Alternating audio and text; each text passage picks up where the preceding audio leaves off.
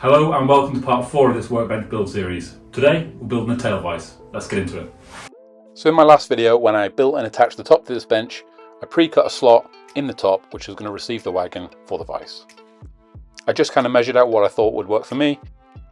I decided to cut the notch 4 inches away from the face of the bench and cut a 3-inch notch which will receive the wagon. And as this whole bench is made out of cheap 5x2s, the end grain on here is pretty rough, so I'm going to start off by just capping that off with a little offcut of, I think it's ash, which I used in the previous project.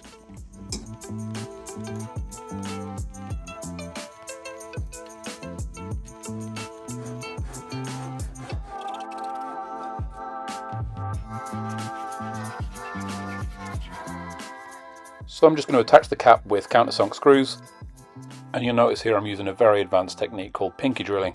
This is something I've trained for years, don't try this at home.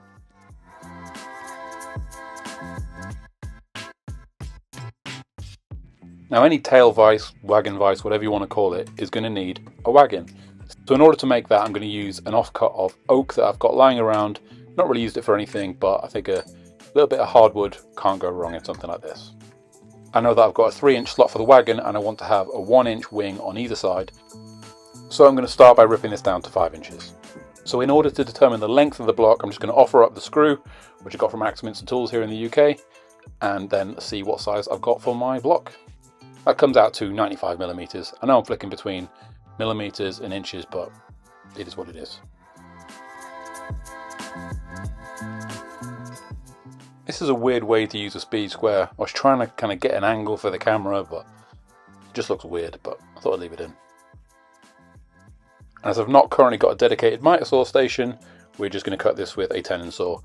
However, I am going to be building a miter saw station in the near future, so if you want to see more workshop builds like this, then stick around. I've got a few projects up my sleeve.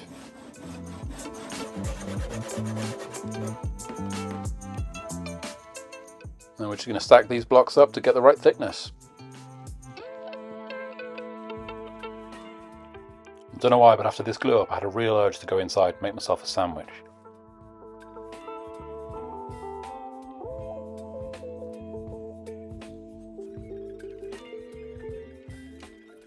And while that glues up, it's time to start thinking about the positioning of the screw. So when I offered this thing up, I realised that the holes in the cast iron piece were actually going to line up exactly where I had the pocket holes drilled into the end piece of the workbench. So I decided to rotate it round, move it by 45 degrees so things would line up better. It wasn't that I was actually going to hit the pocket hole screws, I just wanted to have as much meat as possible behind there so the screws that are holding the vise in place have as much wood to go in as possible. And then I just put a bit of a backing block on just to reduce any blowout and then hit it with a Forstner bit to drill through. I knew it was going to miss that bracket. It wasn't a fluke, honest.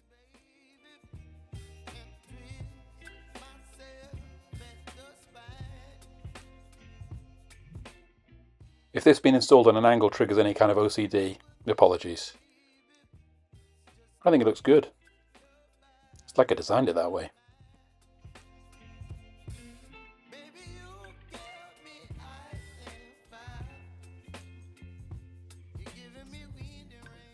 And I think installing the handle is probably one of the most satisfying parts of this build so far.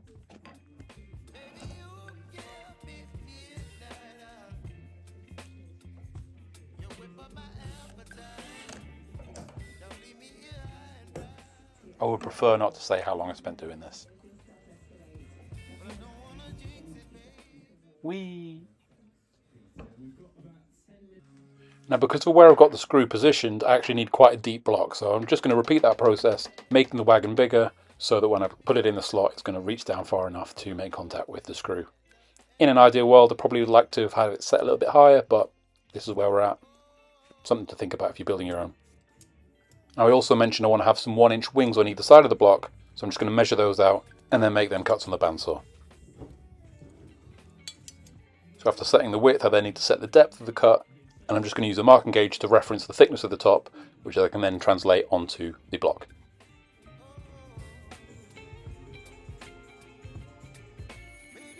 Probably better to do this on a table saw than a bandsaw because you get a little bit of blade deflection, but I've kind of emotionally moved on from the table saw that I've got at the minute. But my new one has arrived today, so if you want to see an unboxing of that and see what I've got, keep an eye out on the channel and that'll be coming out very soon.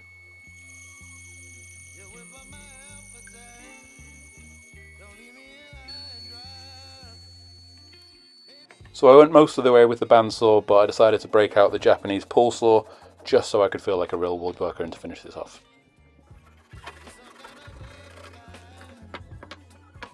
Here you can start to see what we're getting at. We've got a block, we've got some wings on either side, and then that block is going to sit in, fitting underneath, giving us hopefully a nice flush alignment to the top of the workbench.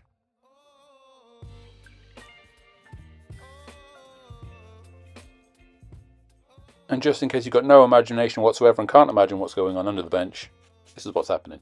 So the next part of the process is to build some runners for this thing to sit in so it can move back and forwards under the table. Now I'm not doing acrobatics underneath, so it's time to flip this thing over for hopefully the last time. Big shout out to the 30 odd people that subscribed to my last video. It's not a lot to many channels, but the other half told me to stop telling her every time I get a new subscriber and to tell her when I've got 500, so I'd love to surprise her as soon as possible. And as you can see, that the block is now a little bit thicker because I've added those other bits onto the bottom of it, and that is going to give me the depth that I need to make contact with the screw. So the next part of the process that I need to do is to build a frame that goes around the wings that's going to retain things in place. So I'm just going to use a offcut of oak again, just trying to get this stuff used up. Definitely doesn't need to be oak, but I've got it lying around, so we're going to use that.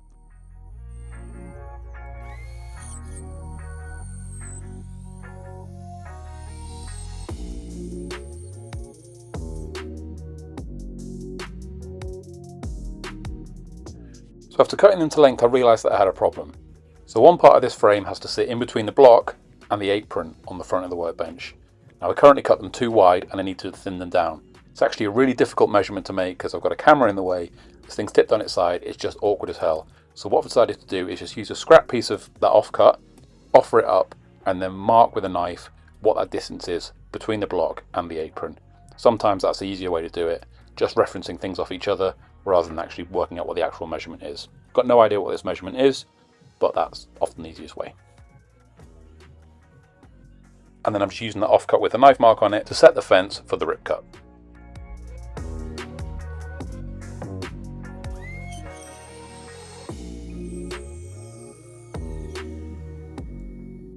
Now that piece should fit perfectly, just like this.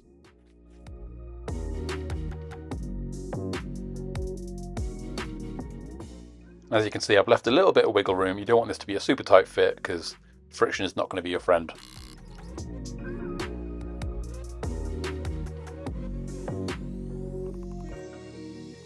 Just give in, man, and buy some more glue.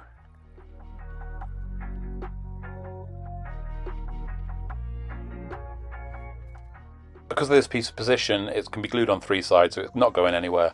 So I'm just going to add some glue and then clamp it up, let that go off. So when installing the other side, I can't just glue it and clamp it because it'll inevitably move. And I didn't want to just glue it in place against the block because then it's going to probably be too tight. So I just folded up a piece of paper a few times, stuck that in, and then glued and then screwed to hold this in place exactly where I want it to be until the glue goes off.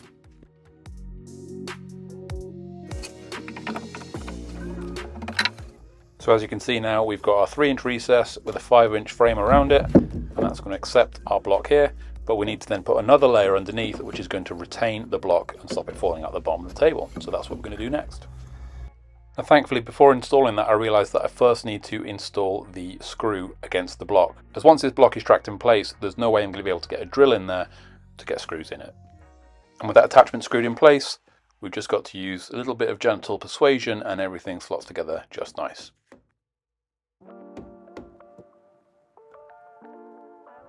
Now that's all done, I can now enclose the whole thing by adding this piece of scrap on the bottom with screws and no glue this time, because if I ever need to get this out, I want to just be able to unscrew it rather than have to worry about glue.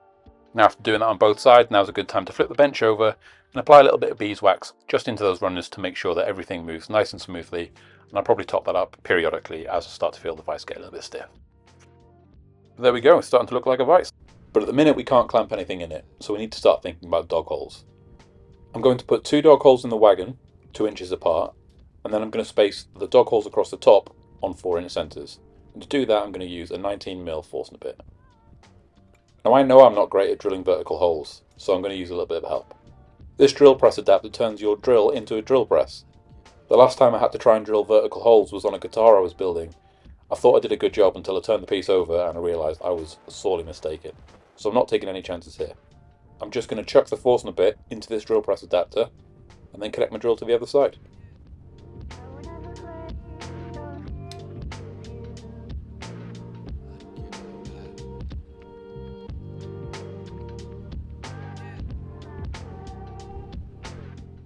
It's got a nice spring-loaded mechanism, just feels like a plunge router really, but quite happy with this. And this is just good, clean fun.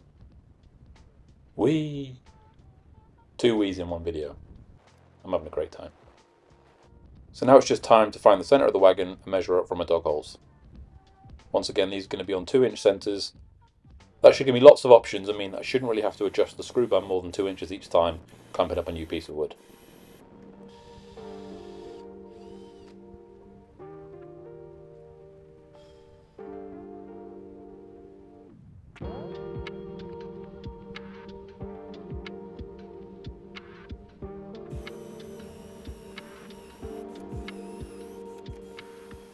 And then I'm going to use these cheap bench dogs that I bought off Amazon. I'll put the link in the description for these as well.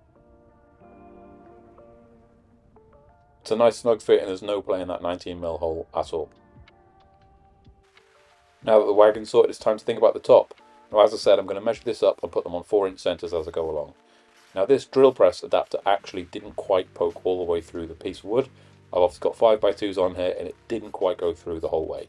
So what I'm going to do is mark out the vertical holes and then just finish up with a hand drill just to get that last little bit out. I am going to chamfer the edges with a router, but I'll do that once I've covered the apron as well, so I can just do them all in one go. Now we get to test it up. Just going to clamp up a piece of scrap, hit it with a plane, see what happens.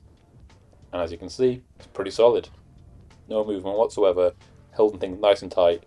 This workbench has just become a little bit more usable. Now I'm really happy with this, and switching out workpieces is really quick and really easy. As you can see, I've gone from a much larger piece to a much smaller piece very, very quickly, getting them clamped up and ready to work on.